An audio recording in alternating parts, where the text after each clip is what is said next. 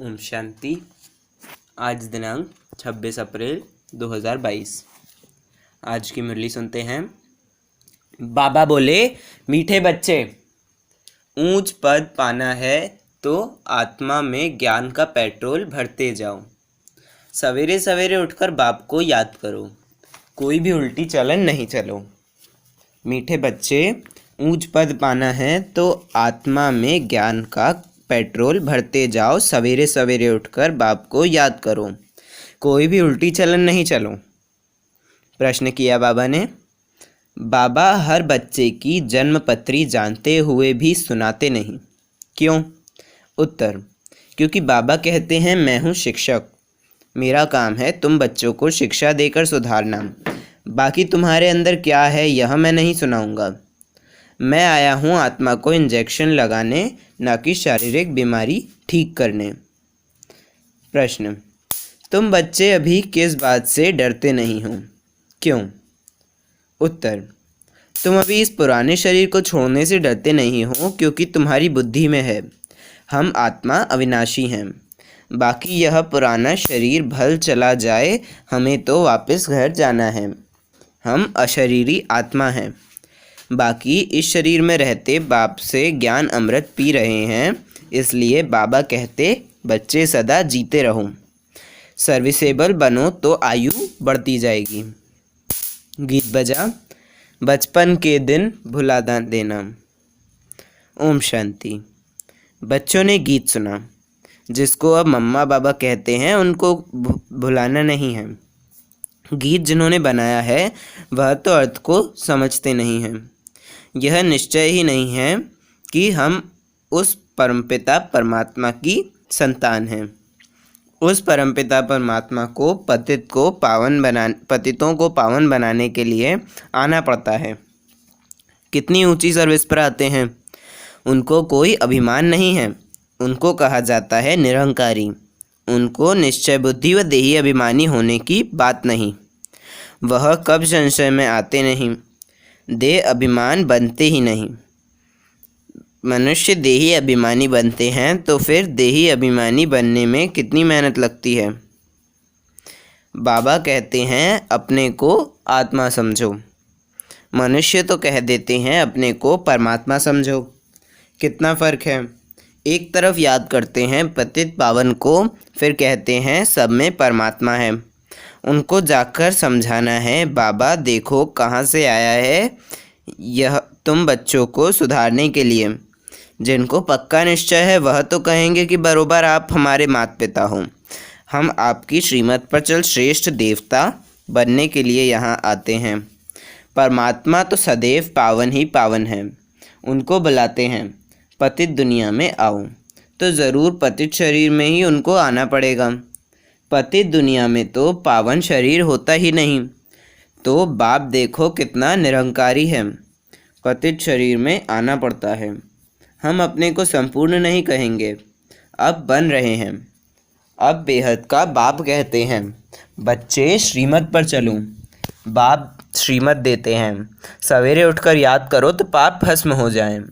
श्रीमत पर नहीं चलेंगे तो विकर्म विनाश नहीं होंगे, बंदर के बंदर ही रह जाएंगे और फिर बहुत कड़ी सज़ा खानी पड़े।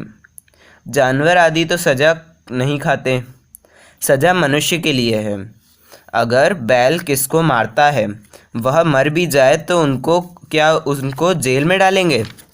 मनुष्य को तो फौरन जेल में डाल देंगे। बाप समझाते हैं इस मनुष्य तो उनसे भी बदतर हैं, उनको फिर मनुष्य से देवता बनना है। बाबा समझाते हैं यह लक्ष्मी नारायण भी गीता का ज्ञान नहीं जानते हैं। वहाँ दरकार ही नहीं, क्योंकि बाप है रचयिता, वहाँ कोई त्रिकालदर्शी नहीं होते।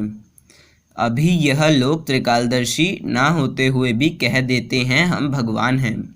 तो बड़े अक्षरों में लिख दो कि गीता का भगवान परमपिता परमात्मा है, ना कि कृष्ण। मूल यह एकज भूल ही किसकी बुद्धि में नहीं बैठती। ना बच्चे किसकी बुद्धि में बिठाते हैं। भारत ही स्वर्ग था यह भूल गए हैं। कल्प की आयु ही लाखों वर्ष कह दी है।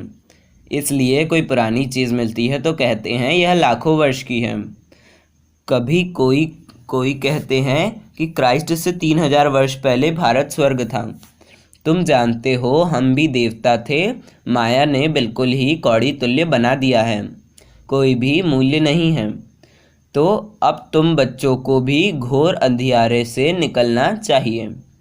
कभी कोई ऐसा कर्तव्य नहीं करना चाहिए जो तुमको भी कहना पड़े कि तुम कोई बंदर हो। मैं कितना दूर देश से आता हूँ तुम्हारे मैले कपड़े धोने के लिए। तुम्हारी आत्मा बिल्कुल मैली हो गई है। अब मुझे याद करो तो तुम्हारी ज्योति जग जाए। ज्ञान का पेट्रोल भरते जाऊं तो वहाँ भी कुछ पद पाऊं, वहाँ जाकर दास दासी बनूं। यह तो अच्छा नहीं है। यह है राजयोग, तो पद पाना चाहिए ऊंचा। दास दासी जाकर बने तो भगवान से क्या वर्षा पाया? कुछ भी नहीं। बाबा से कोई पूछते हैं, फट से बाबा बता सकते हैं। काम करना चाहिए इशारे से। बिगर कहे जो काम करे सो देवता, कहने से जो करे सो मनुष्य। तुमको अब श्रीमत मिलती है देवता बनने की। श्रेष्ठ बनाने वाला बाप कहते हैं कि प्रदर्शनी में बड़े बड़े अक्षरों में ऐसा बोर्ड लगा दो कि सबकी आँख खुले कि श्री कृष्ण भगवान नहीं है, वह तो पुनर्जन्म में आते हैं। वह समझते हैं कि श्री कृष्ण जन्म मरण में नहीं आते हैं, वह तो हाजिरा हजूर है। हनुमान का पुजारी कहेगा हनुमान हाजिरा हुजूर है। यहाँ तो एक ही बाप से वर्षा लेना है। गीता का भगवान हीरे जैसा बनाते हैं, उनका नाम बदलने से भारत का यह हाल हुआ है। यह बात अर्जुन अभी इतनी जोर से समझाई नहीं है। ज्ञान का सागर तो एक ही है, वही पतित पावन है। तो लोग फिर गंगा को पतित पावन कहते हैं। अब सागर से तो गंगा निकली है, तो क्यों नहीं सागर में जाकर स्नान करें? उनको समझाने के लिए बच्चों में परिस्तानी गुण होना चाहिए। सबको समझाना चाहिए। हम तो बाप की ही महिमा करते हैं। निराकार परमात्मा को तो सब मानते हैं, परंतु सिर्फ सर्वव्यापी कह देते हैं। कहते हैं हे राम हे परमात्मा। माला सिमरते हैं ना, ऊपर में है फूल, उसका भी अर्थ नहीं समझते। फूल और मेरू युगल दाना। माता पिता प्रवृत्ति मार्ग है ना, रचना रचेंगे तो ज़रूर माता पिता चाहिए, तो इन द्वारा बैठ लायक बनाते हैं, जो फिर माला सिमरी जाती है। परमात्मा का आत्मा का रूप क्या है वह भी नहीं जानते हैं। तुमने नई बात सुनी। परमात्मा एक छोटी बिंदी है। वंडर है ना, इतनी छोटी बिंदी को कोई ज्ञान सागर मानेंगे? मनुष्य को मानते हैं, परंतु वह तो मनुष्य को मनुष्य द्वारा ही ज्ञान मिलता है, जिससे दुर्गति ही हो गई है। यहाँ तो भगवान खुद आकर ज्ञान दे सद्गति करते हैं, अर्थात राजाओं का राजा बनाते हैं। तुम वंडर खाते हो। आत्मा छोटी सी बिंदी है, अति सूक्ष्म है, तो बाप भी ऐसा ही होगा ना। और है कितनी बड़ी अथॉरिटी। कैसे पतित दुनिया और पतित शरीर में आकर पढ़ाते हैं। लोग क्या जाने इन बातों को, वह तो उल्टे लटके हुए हैं। अब बाप फरमान करते हैं जो मेरी मत पर चलेंगे वही स्वर्ग का मालिक बनेंगे। इसमें डरने की बात ही नहीं। हम आत्मा अशरीरी हैं, अब वापस जाना है। मैं तो अविनाशी आत्मा हूँ, बाकी यह पुराना शरीर भल चला जाए। हाँ, बाबा ज्ञान अमृत पिलाते हैं, इसलिए भल जीते रहें। वह भी जो सर्विसेबल होंगे उनकी आयु बढ़ेगी। प्रदर्शनी में बहुत सर्विस होनी है, बहुत इम्प्रूवमेंट होगी। श्री कृष्ण की महिमा और परमात्मा की महिमा में बहुत फ़र्क है। बाप कहते हैं तुम स्वर्ग में पावन थे, अब पतित कैसे बने हो जानना चाहिए ना। बाप आकर पत्थर बुद्धि को पारस बनाते हैं। ईश्वरीय संतान को कभी भी किसको मनसा वाचा कर्मणा दुख नहीं देना चाहिए। बाप कहते हैं दुख देंगे तो महान दुखी होकर मरेंगे। हमेशा सबको सुख देना चाहिए। घर में मेहमानों की बहुत अच्छी सेवा की जाती है। यह पुराना शरीर है। भोगना भोग, हिसाब किताब चुकतू करना है। इसमें डरना नहीं है, नहीं तो फिर सज़ा खानी पड़ेगी। बहुत मीठा बनना है। बाप कितना प्यार से समझाते हैं। कमाई में कभी उबासी व झुटका नहीं आना चाहिए। बाप कहते हैं, मुझे याद करने से तुम सदा निरोगी बन जाएंगे। तुमको स्वर्ग में ले चलने आया हूँ। तो कोई भी कुकर्म मत करो। संकल्प तो बहुत आएंगे। फलानी चीज़ उठाकर खा लें, इनको बाकी पहन लेवें। अरे बाप तो बच्चों की जन्मपत्री जानते हैं, इसलिए मैनर्स अच्छे धारण करने हैं। बाप कहते हैं, मैं सभी की जन्मपत्री जानता हूँ, परंतु एक एक को बैठ सुनाऊंगा क्या कि तुम्हारे अंदर क्या है। मेरा काम है शिक्षा देना, मैं तो टीचर हूँ। ऐसे नहीं, बाबा जानते हैं हमारी दवाई आपे ही भेज देंगे। बाबा कहेंगे बीमारी है तो डॉक्टर के पास जाओ। हाँ, सबसे अच्छी दवाई है योग। बाकी मैं कोई डॉक्टर थोड़े ही हूँ जो दवाई दूंगा। हाँ, कभी दे भी सकता हूँ। ड्रामा में कुछ नूंद नहीं है, कुछ नूंद है तो बाकी है तुम्हारी आत्मा को इंजेक्शन लगाने आया हूँ। ड्रामा में है तो कभी दवा भी देते हैं, बाकी ऐसे नहीं। बाबा समर्थ हैं, हमारी बीमारी को क्यों नहीं छुड़ा सकते। भगवान तो जो चाहे सो कर सकता है। नहीं, बाप तो आए ही हैं पतितों को पावन बनाने। अच्छा, मीठे मीठे सिकिलदे बच्चों प्रति माता पिता बाप दादा का याद प्यार और गुड मॉर्निंग। रूहानी बाप की रूहानी बच्चों को नमस्ते। हम बच्चों की भी बाप दादा को याद प्यार, गुड मॉर्निंग और नमस्ते। धारणा के लिए मुख्य सार। पहली पॉइंट है, मनसा वाचा कर्मणा, किसी को कभी दुख नहीं देना है। कर्म भोग से डरना नहीं है। खुशी खुशी से पुराना हिसाब किताब चुकतू करना है। दूसरी पॉइंट है, संकल्पों के वश हो, कोई भी कुकर्म नहीं करना है। अच्छे मैनर्स धारण करने हैं। देवता बनने के लिए हर बात इशारे से समझनी है, कहलवाना नहीं है। वरदान दिया बाबा ने, बेहद के संपूर्ण अधिकार के निश्चय और रूहानी नशे में रहने वाले सर्वश्रेष्ठ संपत्तिवान भवम।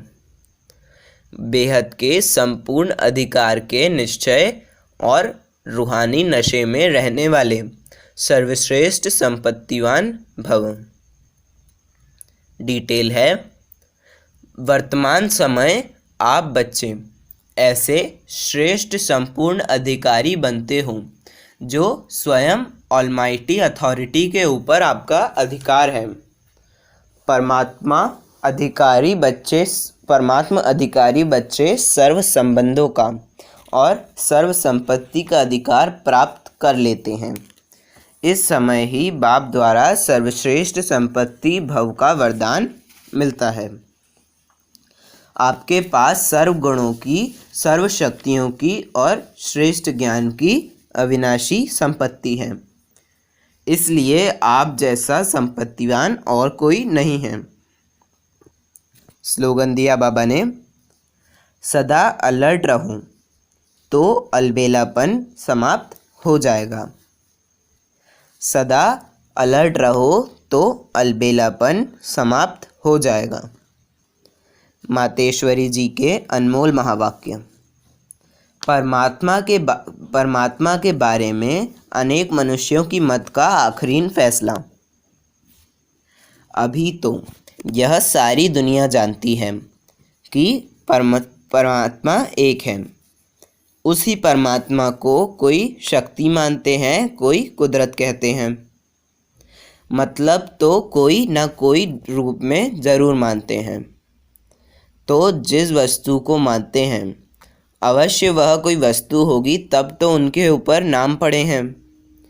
परंतु उस एक वस्तु के बारे में इस दुनिया में जितने भी मनुष्य हैं उतनी मतें हैं, परंतु चीज़ फिर भी एक ही है। उनमें मुख्य 4 मतें हैं।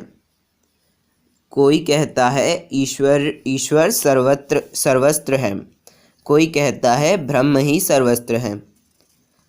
कोई कहता है ईश्वर सत्यम माया मिथ्यम।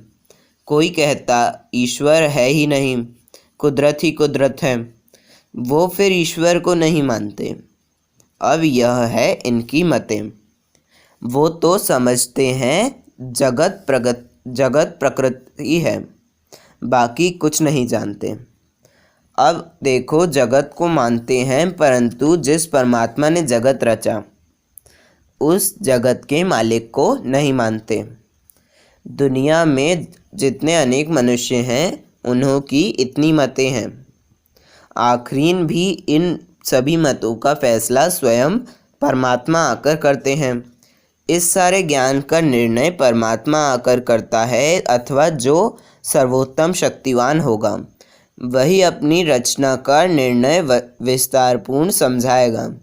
वही हमें रचता का भी परिचय देते हैं और फिर अपनी रचना का भी परिचय देते हैं। अच्छा, यह थे आज के महावाक्य। ओम शांति।